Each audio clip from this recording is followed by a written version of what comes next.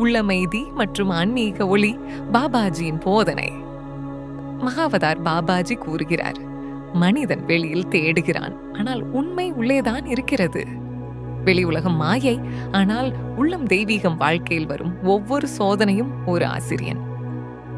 பாபாஜி சொல்வது, துன்பம் வந்தால் ஓடாதே, அதை புரிந்து கொள். அதுவே உன்னை உயர்த்தும் மனம் ஒரு கடல் போன்றது. அதில் அலைகள் எழும்போது அமைதியை நீயே தக்க வைத்துக் கொள்ள வேண்டும்.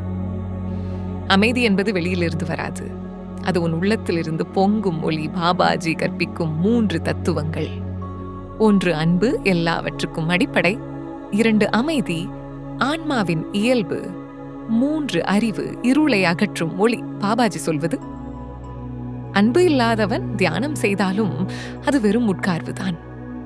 அன்பு இருந்தால் ஒவ்வொரு மூச்சும் தியானமாகும். மனிதன் தன் பிராண சக்தியை உணர்ந்தால் அவன் பிரபஞ்சத்துடன் ஒன்றாகி விடுவான். அந்த நிலையில் நான் என்ற உணர்ச்சி கரைந்து அது என்ற உணர்ச்சி மட்டும் மீதியாகும். அதுவே மோட்சம். பாபாஜி கூறுகிறார், நீ உன்னை அறிந்தால் பிறரை நேசிக்கிறாய், பிறரை நேசித்தால் கடவுளை காண்கிறாய். ஜெய் ஓம் கிரியா பாபாஜி நமः.